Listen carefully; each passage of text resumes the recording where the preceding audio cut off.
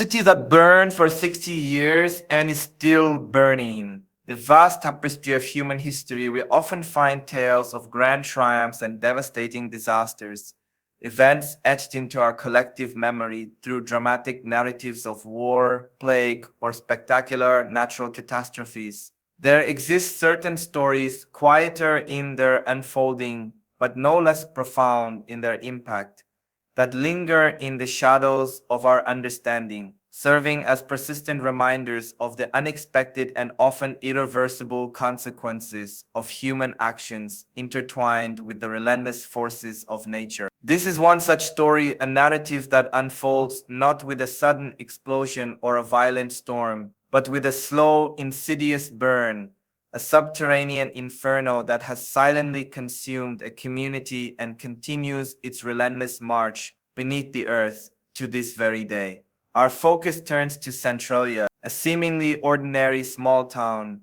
nestled in the anthracite coal region of Pennsylvania, a place that in the spring of 1962 set into motion a chain of events that would forever alter its destiny, transforming it from a vibrant, close-knit community into a ghost, smoldering testament to a fire that has raged for over 6 decades and shows no signs of abating. This is the deeply human story of the city that burned for 60 years, a city that in a very real and unsettling way is still burning now. Centralia, Pennsylvania, was a town whose very identity was inextricably linked to the rich veins of anthracite coal that lay like a dark, hidden treasure beneath its soil. Founded in the mid-19th century, its growth and prosperity were directly fueled by the burgeoning demand for coal, the black gold that powered the Industrial Revolution and heated homes across the nation. Generations of families carved their livelihoods from the deep, dark mines,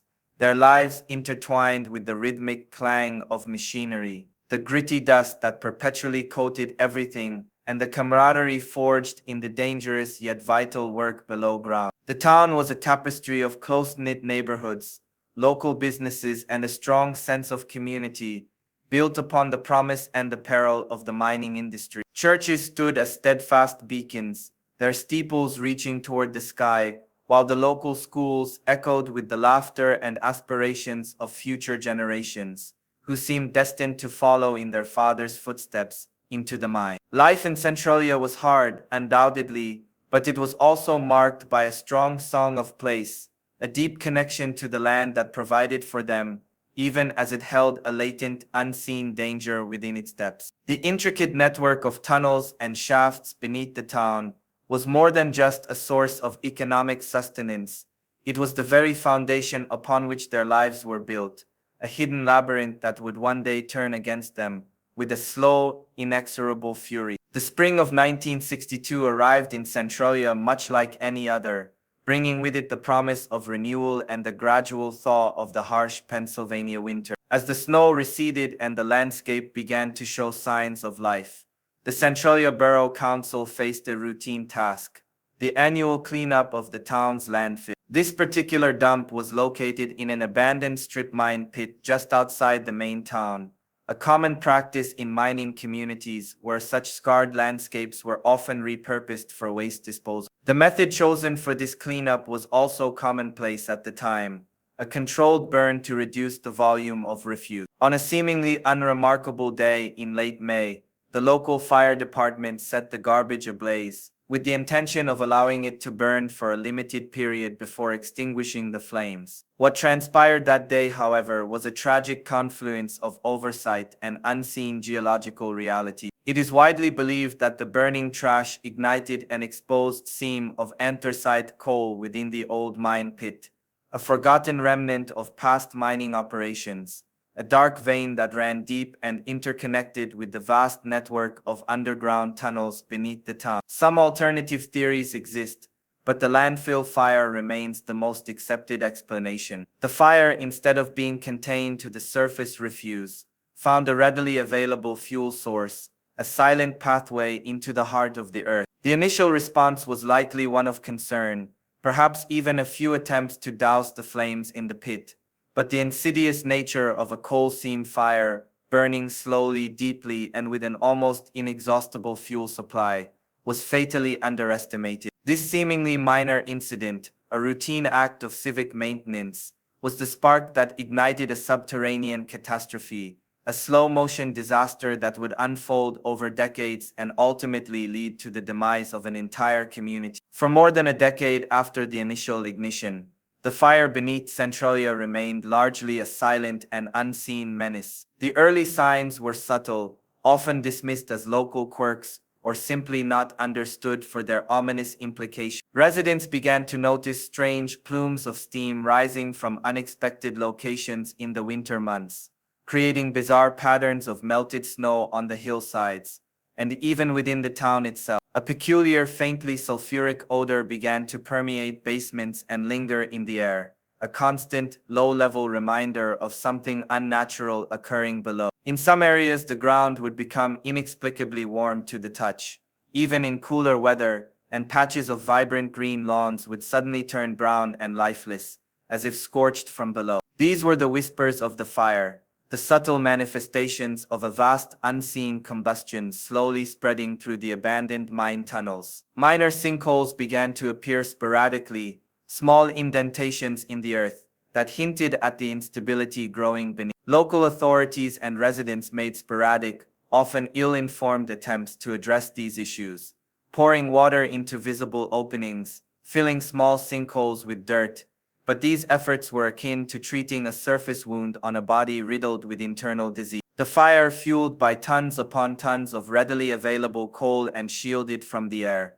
by layers of rock and earth, continued its inexorable creep, its tendrils reaching further and further beneath the town, patiently consuming the very ground upon which Centralia was built. For years, a sense of unease simmered beneath the surface of everyday life, an unspoken awareness that something was wrong, but a full understanding of the scale and the ultimate threat remained elusive. The year 1981 marked a dramatic and terrifying turning point for Centralia, the moment when the hidden danger burst forth into undeniable reality, shattering any remaining illusions of control or containment. 12-year-old Todd Domboski was playing in the backyard of his grandmother's home when, without warning, the earth beneath his feet gave way. A large gaping sinkhole, seemingly appearing out of nowhere, opened up in the ground. Todd plunged into the abyss, his screams echoing as he desperately clawed for purchase, miraculously grabbing onto a tree root that prevented him from falling the full depth of the chasm. His cousin, witnessing the terrifying event, rushed to his aid and managed to pull him to safety. When they peered down into the gaping hole, they were met not with solid earth, but with a terrifying sight: thick, hot, yellow smoke billowing upwards, carrying with it the unmistakable stench of burning coal and the invisible deadly gases of the subterranean inferno. This single dramatic incident served as a brutal wake-up call, transforming the abstract threat of the mine fire into a tangible and immediate danger. The news of Todd's near-fatal falls spread like wildfire, attracting national and international media attention. For the first time, the country, and indeed the world, truly understood the devastating reality of the Centralia mine fire. The fire was no longer a local problem. It was a national emergency that had consumed millions of dollars in failed attempts to control it. The government was finally forced to admit that Centralia was an untenable place to live. In the wake of the Domboski incident, the federal government stepped in. A massive study concluded that the only viable solution was not to fight the fire, but to relocate the people. In 1984, Congress allocated more than $42 million for a large-scale voluntary relocation program. But this was not a simple or easy process. It tore the community apart. Some residents, facing the undeniable danger, took the government's money and left to start new lives. Others, with generations of history tied to the land, refused to go. They saw the government as the enemy, as trying to force them from their homes for a fire they believed was overblown and manageable. The town's population, which had been over 1,000 in the 1960s, dwindled rapidly. Homes were bulldozed, streets were torn up, and the town's infrastructure was slowly dismantled. The post office was closed, the zip code was rescinded, and Centralia effectively ceased to exist on paper. By 2013, The state claimed eminent domain over most of the remaining properties, though a handful of residents were allowed to live out their lives there under a legal settlement. Today, Centralia is a ghost town. Fewer than a dozen residents remain, clinging stubbornly to their properties, unwilling to surrender their connection to the land, despite the persistent danger that lurks beneath. The streets are overgrown with weeds, a haunting grid of roads that leads to nowhere. Steam still eerily vents from cracks in the ground, and the faint smell of sulfur still lingers in the air. For years, one of the most visible symbols of Centralia was the so-called graffiti highway, a closed stretch of Route 61, where visitors left colorful artwork across the cracked asphalt. But in 2020, the state covered it with dirt to discourage trespassing, erasing one of the town's most unusual attractions. The fire, meanwhile, continues to burn, spreading slowly through the labyrinth of coal seams beneath the ground. Experts believe it still has enough fuel to last another 200. Centralia is a modern-day ruin,